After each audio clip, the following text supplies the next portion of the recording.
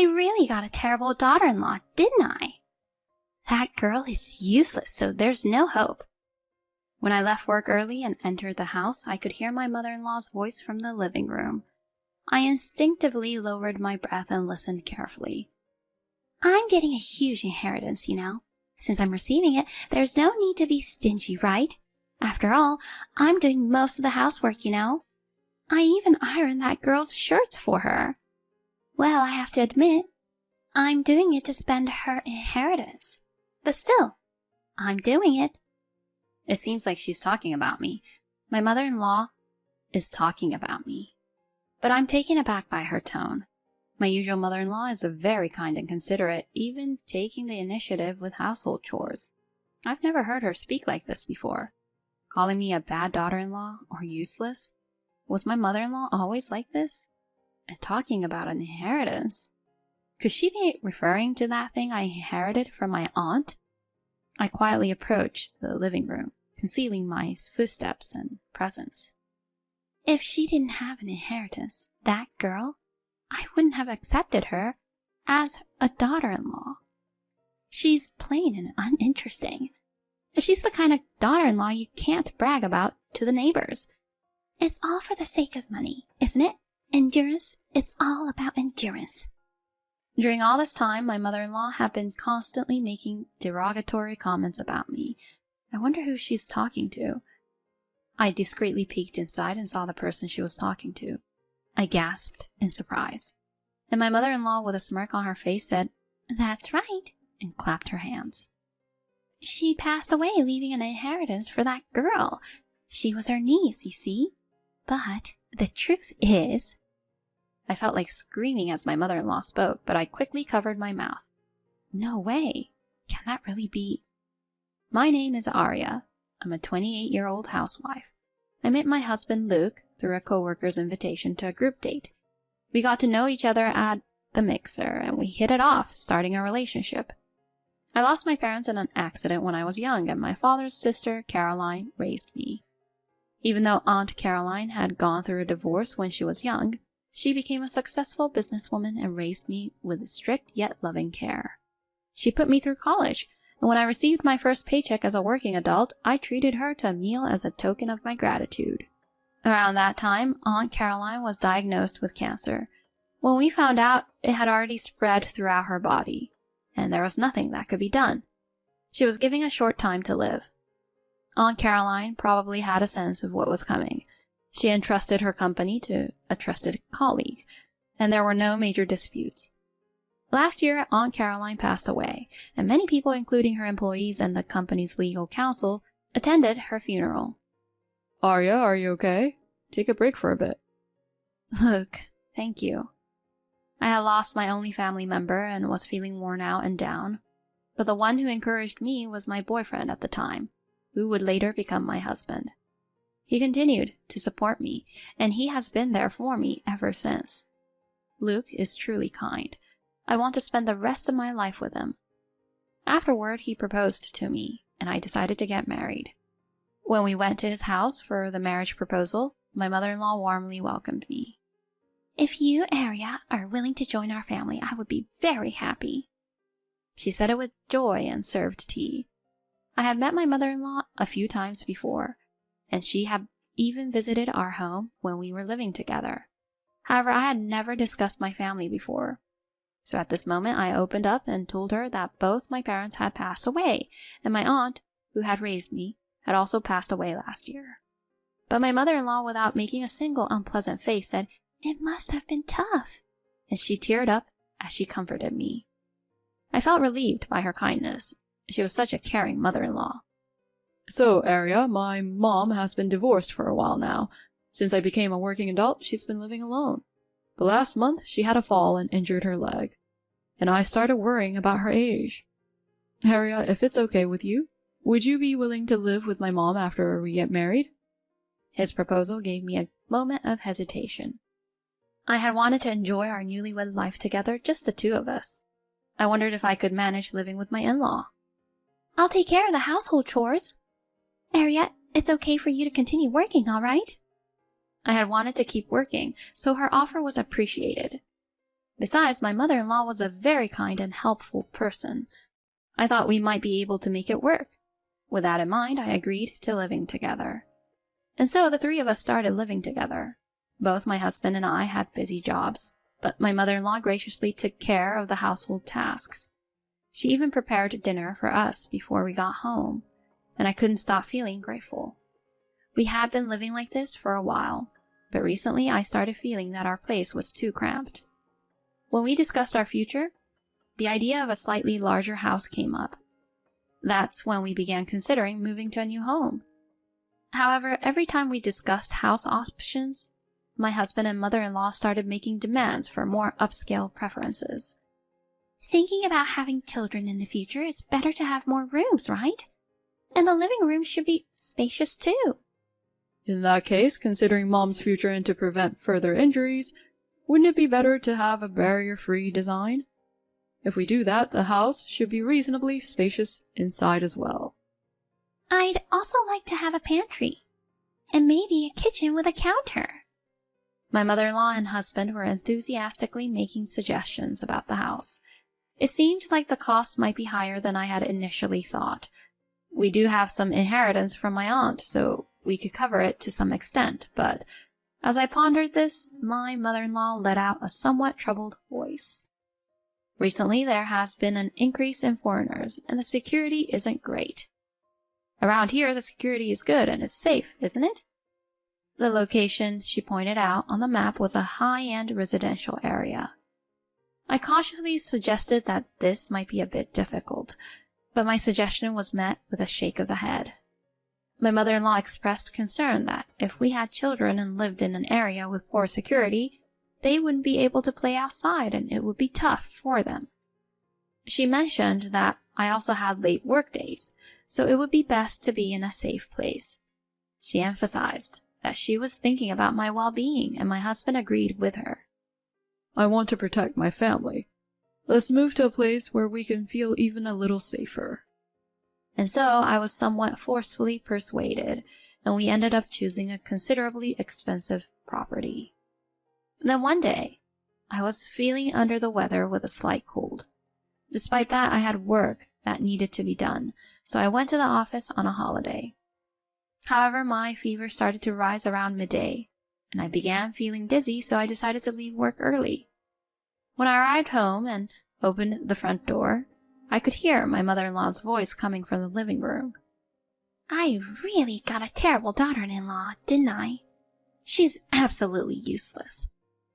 I couldn't believe my ears at the words I was hearing. I instinctively held my breath at the entrance and strained to listen.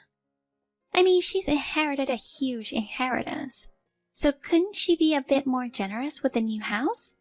There's no need to be so stingy. I do most of the household chores, you know. I even iron that girl's shirts. But even though I say that, I'm enduring it, all for the sake of using that child's inheritance. That girl apparently means me. My mother-in-law was indeed talking about me, but her words left me in shock. My mother-in-law is usually very kind and considerate, and she would even take the lead in doing household chores. This was the first time I had heard her speak in such a tone. Calling me a terrible daughter-in-law or useless? Was this really the same person I knew as my mother-in-law? And the mention of inheritance, was she referring to the inheritance I received from my aunt? Carefully concealing my footsteps and presence, I quietly approached the living room. If she didn't have an inheritance, she wouldn't have become my daughter-in-law. She's plain, uninteresting, and not someone you can boast about in the neighborhood. But it's all for the sake of money, right? Endurance. It's all about endurance. During this time, my mother-in-law had been continuously making derogatory remarks about me. I wondered who she was talking to. I discreetly peeked inside and was taken aback when I saw who she was talking to. It was my husband. Don't worry, Mom. Ariel's aunt seemed to be quite wealthy, and it won't be long before we buy a house in an upscale neighborhood using the inheritance. Then after a while, we can just kick her out. My husband chuckled. It seemed like the two of them were plotting to manipulate me into using the inheritance. I never expected my husband to entertain such a cruel idea. Then my mother-in-law grinned and gave her approval with a triumphant gesture. She left an inheritance for that child. She was her aunt, but she went by the name Caroline. Actually, she was my classmate. Upon hearing this, I was so surprised that I almost screamed. I quickly covered my mouth with both hands. I couldn't believe that there was a connection between my mother-in-law and my aunt, so it was a shocking revelation. According to my mother-in-law, my aunt was a studious type, while my mother-in-law was considered a prima donna. But Caroline was the class representative and always nagging me. She used to say things like, "Throw your trash in the bin," and "Don't bully Claire," even though she was a plain studious type. She was so cheeky I really disliked her. But I was popular, and I thought Caroline would live a plain life in the shadows forever. And yet... My mother-in-law bit her lip with a look of frustration. 20 years ago, she had met my aunt at a class reunion. Back then, my aunt was a quiet, studious person, but she had transformed into a successful businesswoman. Seeing how everyone praised and admired her, my mother-in-law couldn't help but feel envious. Despite both of them being divorced, she couldn't help but feel so frustrated by the stark contrast, and was overwhelmed with embarrassment and regret. She had been harboring jealousy towards my aunt for a long time. It was during this period that my husband brought me to meet her. She thought I looked somewhat like my aunt since we had the same last name. She didn't think it was possible, so she probed her classmates. However, before they could meet in person, my aunt passed away. It seems my mother-in-law had concocted a scheme to exploit the inheritance, using the lie about her injury and my sympathy to gain an advantage. I'm glad you noticed the inheritance, Mom. Without it, I might not have married Arya. Right? When you two were living together, there was a time when I went to your room. I secretly checked Arya's bank statement. That's when I saw a substantial amount of inheritance had been deposited. As I watched the two of them laughing together, I was shocked. But gradually a simmering anger welled up within me. So both of them were after my inheritance, huh? All the kindness, the marriage, and even taking care of the household chores. It was all just to use up my inheritance. I can't forgive them anymore.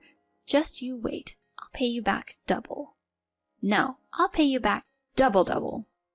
The next day I said to them with a smile, I found the perfect place for both of you.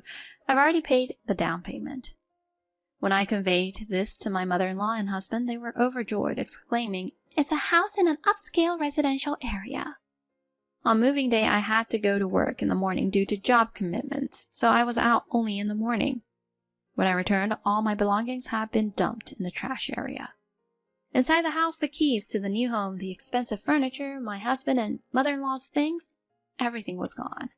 There was nothing left except a divorce certificate placed on the floor, as if to say, You're no longer needed. I called my husband. What is going on here? We have a new home now, so you're no longer needed. When my husband answered the phone and heard my voice, he started laughing. Then he handed the phone to my mother-in-law. I'm sorry, Arya. I originally hated you because you looked so much like Caroline. The house has already been sold, so if you don't want to get caught for trespassing, you'd better leave right now. But... Shocked, I was about to say something, but my mother-in-law, looking satisfied, hung up the phone while laughing. Well, I guess I should leave quickly, I muttered to myself and turned off my smartphone. The next day, when I turned my smartphone back on, I was surprised to see a huge number of missed calls. As soon as I powered it up, another call came in. It was from my husband. Why aren't you at your parents' house? Luke's voice sounded tired as he spoke. You said you sold that house, didn't you? Have you already forgotten? I've been looking for you. What's up with that new place? My husband was furious and yelling over the phone. In reality, our new home, while in an upscale neighborhood with a standalone house, was the cheapest option in the area. It was an old, run-down house hidden behind high-rise apartments. In the background, I could hear my mother-in-law yelling loudly alongside my husband. Right? Isn't it the perfect place for you guys? I couldn't hold back my laughter any longer. Yesterday I had pretended to be shocked, but after hanging up, I had a good laugh because my plan had worked. I had actually moved to a luxury apartment that I had prepared in advance. What do you mean the perfect place? This is ridiculous. When I sneakily checked your bank statement, I saw that $300,000 had disappeared. I thought for sure you had used it for the new house. I overheard my mother-in-law accidentally revealing this behind my husband. Unfortunately, the money that had gone missing wasn't used to buy a house in the upscale neighborhood. It was used to purchase the luxury apartment where I live.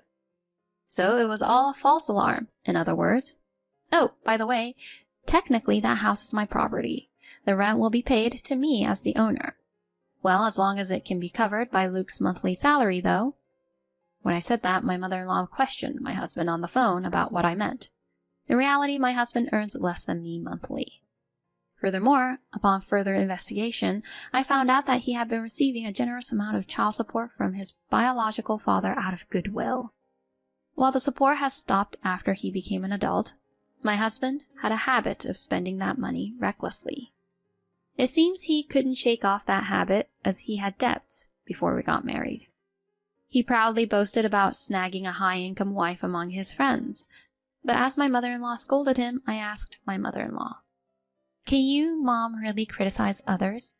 Isn't the reason for your divorce because of your affair? Luke is not your biological child, right? And didn't your affair partner run away from you?" Upon hearing that, my husband was speechless. My mother-in-law, in a panicked tone, was trying to explain loudly. Over the phone, the two were shouting things like, "Come over here right now. I'll beat you to a pulp. I'll make you suffer." And they were yelling angrily. However, when I informed them through the lawyer that the divorce had been finalized, they went even more berserk, given their bizarre state. It seems that neighbors called the police. Just as I heard the sirens of a police car, I could hear over the phone that the two were being taken away by the police. In the end, the two were released the same day. However, given the income of my ex-husband, he couldn't afford to pay the rent and debts, resulting in them being kicked out of their home. It seems my ex-husband and ex-mother-in-law are now living in a small, cheap apartment. And by the way, when I sold the rundown house, I got a better price than I expected because they had turned it into a parking lot. Afterward, my ex-husband, who didn't know my current address, sent a letter to my company. The contents stated, "Since you were a married couple, if you divorce, you should split the assets in half. If it's a debt incurred during the marriage, Aria also has an obligation to repay it," and so on. What is this person saying, I wonder? Well, never mind, let's leave it to the lawyer. I used to be the legal advisor for my aunt's company in this matter. I've decided to entrust it to Claire, the lawyer. According to the lawyer who went to meet with both of them, during the discussion my ex-mother-in-law apparently turned pale upon seeing the lawyer. It turns out the lawyer was once a classmate of my ex-mother-in-law who used to harass her. At that time she weighed 80 kilograms, but now she has slimmed down considerably. Even if she might be unrecognizable as a different person, traces of her former self remained. She used to be a great partner for my aunt as her legal advisor, but it seems my ex-mother-in-law wasn't aware of that. "If you continue to hound Aria any further, I will completely crush all of you." The lawyer, while laughing at my ex-mother-in-law and the others, it seems they exerted pressure in a low voice. Premarital debts are not the responsibility of the wife to repay. Furthermore, since the inheritance was acquired before marriage, Luke does not have any rights to it. She firmly asserted this to my ex-husband once again. Furthermore, with regards to my ex-mother-in-law, "Caroline is different from you. She built her wealth through her own efforts, unlike you who deceived her husband and cheated. I'd rather not be associated with you," she said. And my ex-mother-in-law, unable to say anything in response, just hung her head, her face pale. Afterward, my ex-husband found himself drowning in debt and tried desperately to find ways to gather money. It seems he was abandoned even by his friends. He tried to cling to my ex-father-in-law, who had been providing child support, but he coldly pushed him away. It seems he eventually called the police after his persistent attempts. In the end, when he tried to borrow money from a colleague at work, they reported it to the appropriate department, stating that he had been stalking them. Consequently, he ended up resigning voluntarily. It seems he's now living a modest life with his mother, but they apparently argue every day, sometimes prompting neighbors to call the police. Still, due to a lack of money, living together is the only option. Even after selling the things he had indulged in buying all this time, it seems the debt didn't decrease.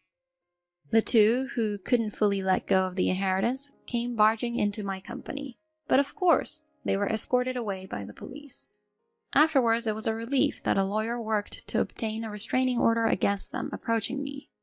As for me, after selling the land, I became interested in increasing my wealth and actively studied for it. It seems I inherited a sense similar to my aunt's. After obtaining the financial planner qualifications, I also learned a bit about investments. Since transitioning to a job as an FP, work has been enjoyable. I think it might be okay not to get married for a while. You look just like Caroline when you're working happily. Really? That makes me very happy if it's true. I've never had much self-confidence, but thanks to Caroline's encouragement, I was able to change. I've always been grateful for that. Claire's face as she spoke showed full confidence. She had worked hard to pave her own way, and in turn, become someone who could inspire confidence in others. I aspire to become someone like my aunt someday.